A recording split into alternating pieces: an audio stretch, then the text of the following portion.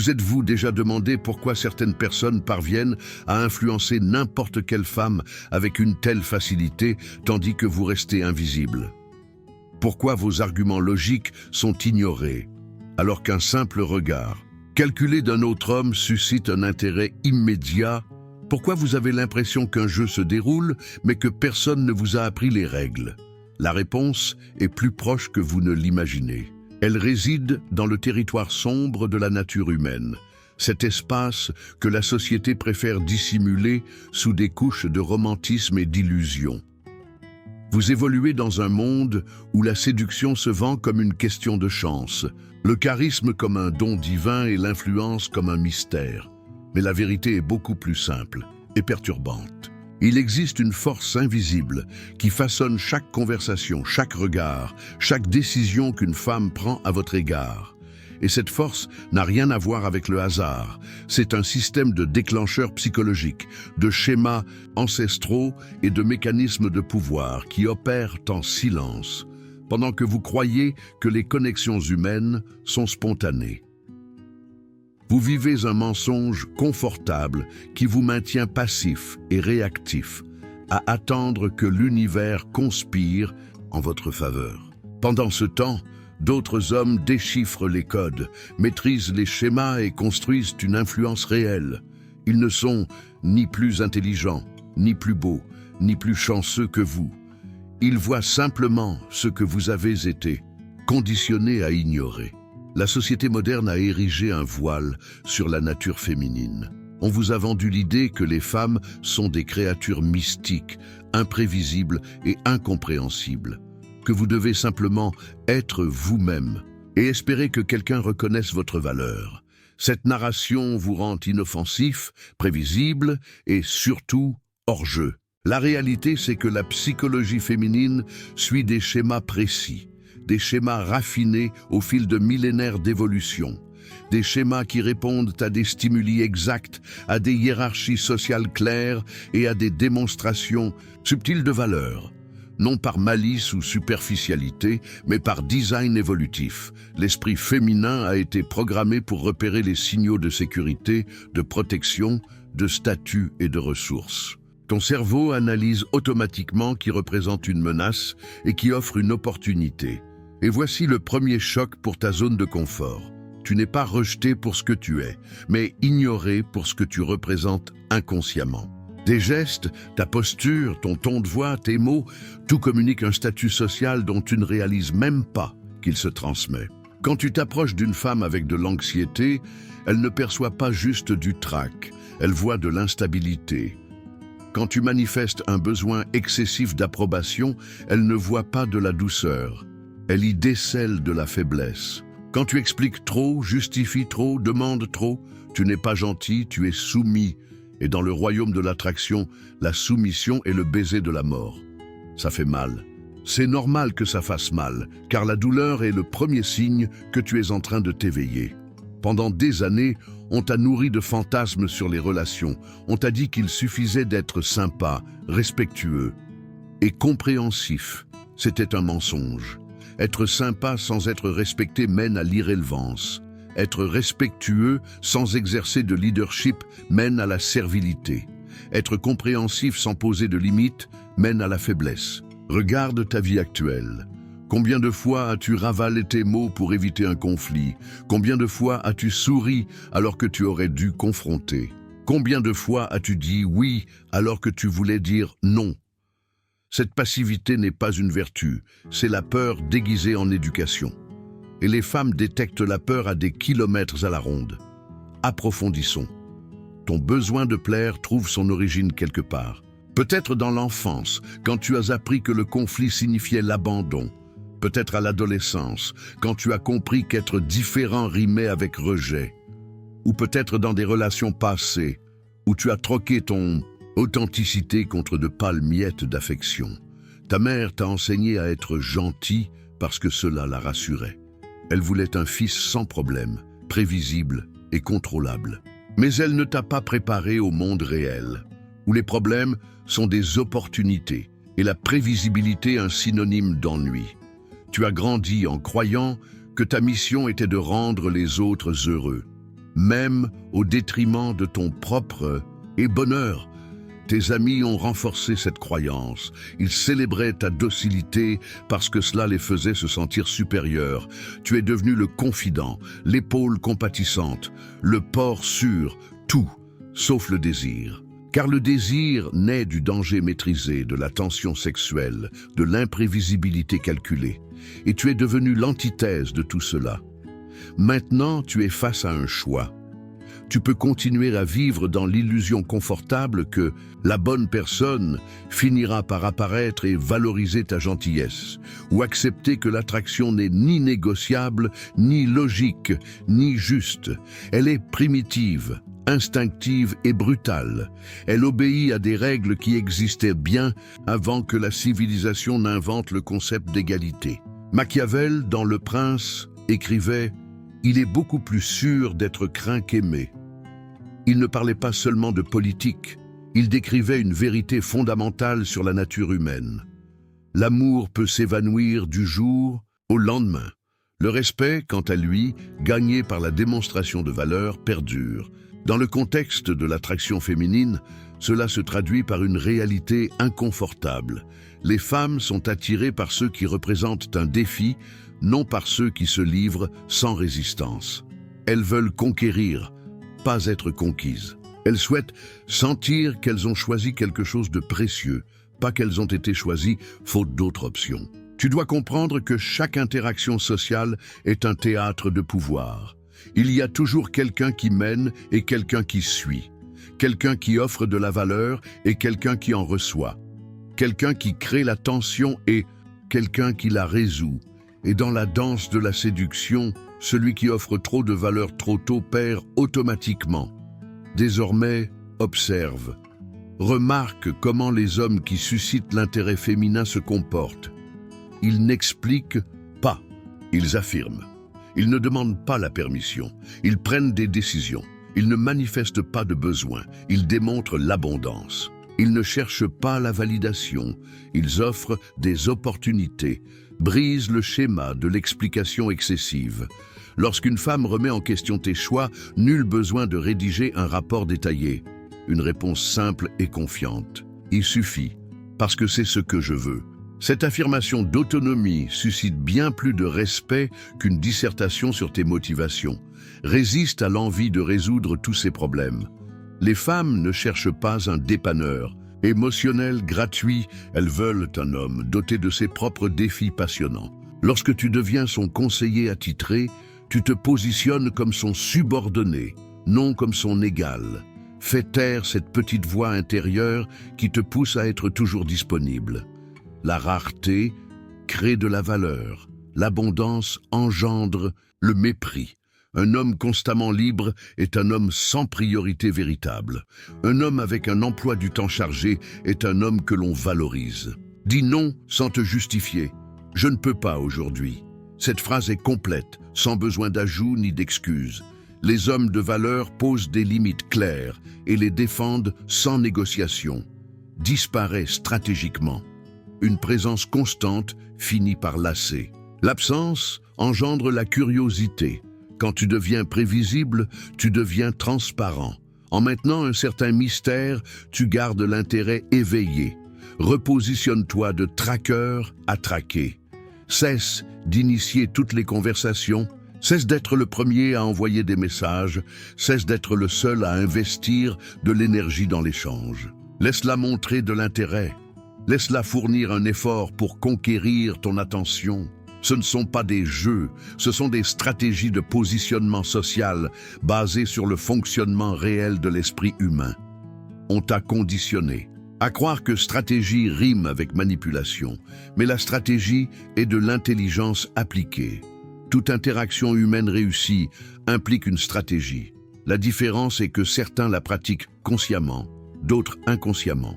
Abordons maintenant le terrain plus complexe des relations intimes, car c'est là que tout se complique vraiment.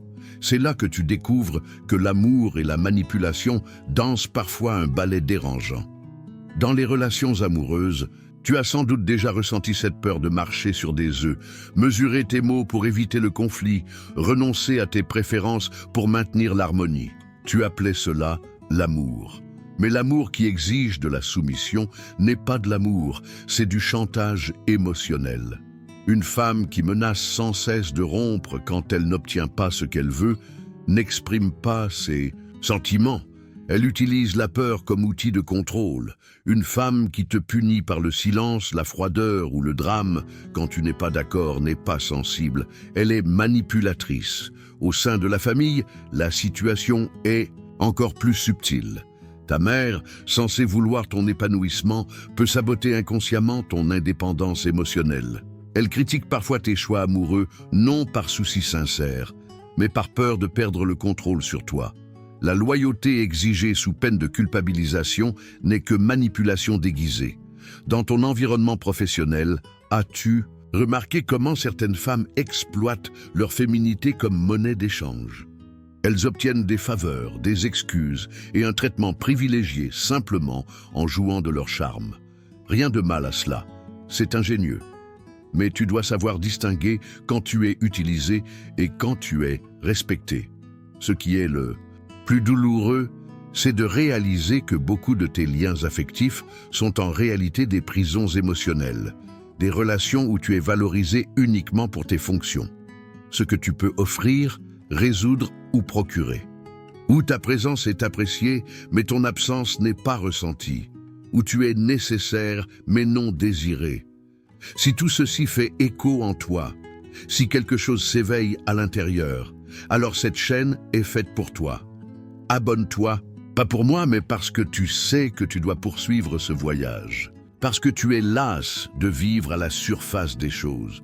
Parce que tu veux comprendre les règles du jeu que tout le monde suit en secret.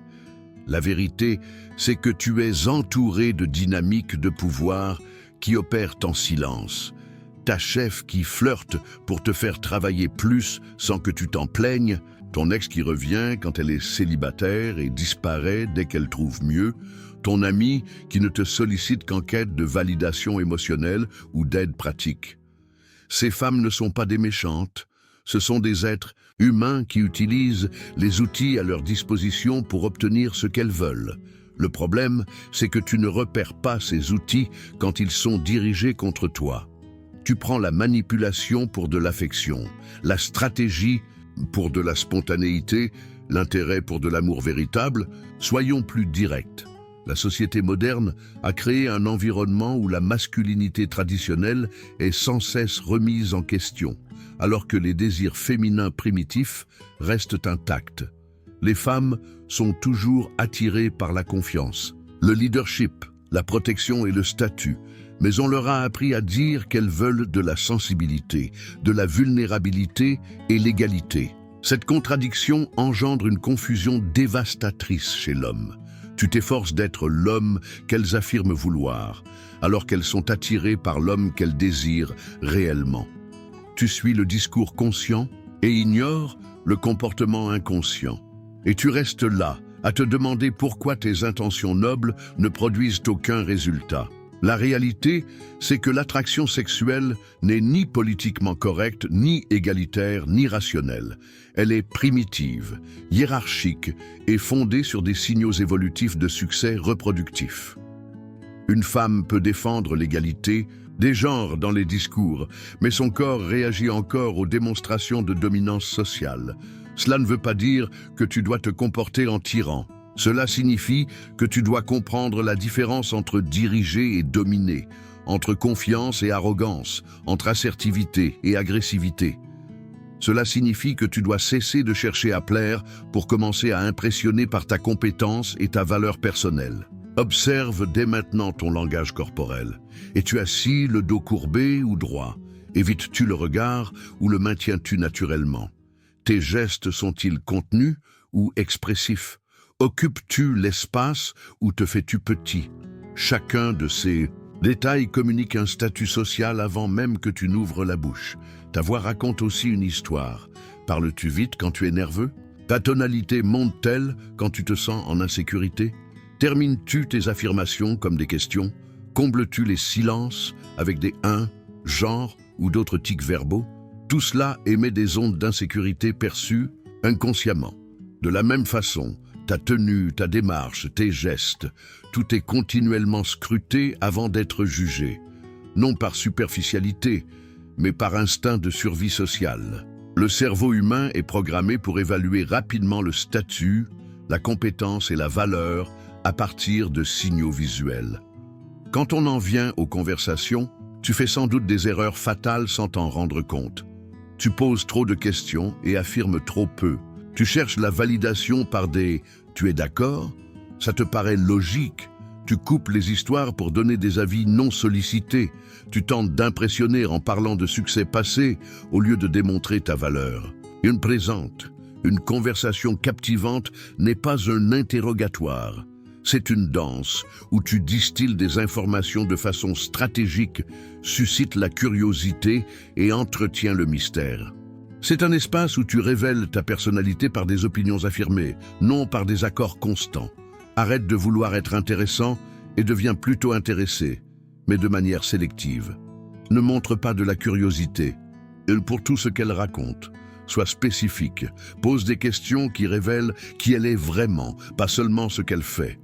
Recherche passion, peur, rêves authentiques, mais fais-le en évaluant la compatibilité, pas en quémandant de l'attention. Le paradoxe fondamental de l'attraction est le suivant. Moins tu cherches l'approbation féminine, plus tu l'obtiens. Moins tu es disponible, plus tu deviens désirable. Moins tu t'expliques, plus tu sembles mystérieux. Attention, il ne s'agit pas d'une formule magique pour manipuler toutes les femmes. C'est un éveil à ta propre authenticité. C'est un retour à ton pouvoir personnel. C'est la prise de conscience que tu as toujours disposé des outils nécessaires, mais que tu as été conditionné à ne pas les utiliser. Car au fond, l'attraction genuine ne naît pas des techniques. Elle naît d'un homme qui connaît sa valeur et n'a pas peur de la perdre. D'un homme qui poursuit une mission plus grande que la simple quête d'approbation. D'une personne qui sait que les relations saines reposent sur le respect mutuel, non sur la soumission de l'une des parties.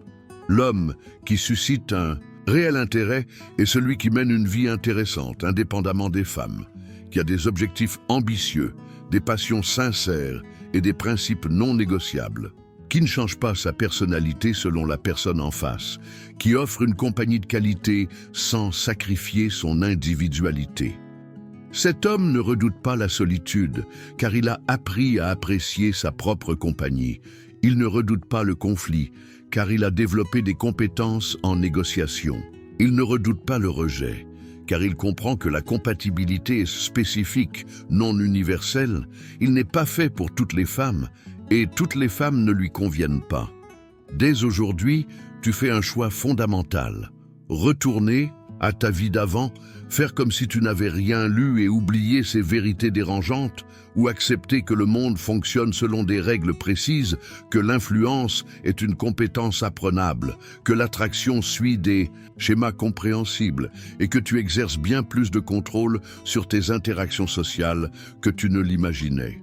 Tu peux choisir de développer ta présence au lieu de chercher l'approbation, de créer de la valeur, plutôt que d'offrir des services, de mener les interactions au lieu d'y réagir, de devenir sélectif plutôt que disponible pour quiconque, manifeste un intérêt minimal.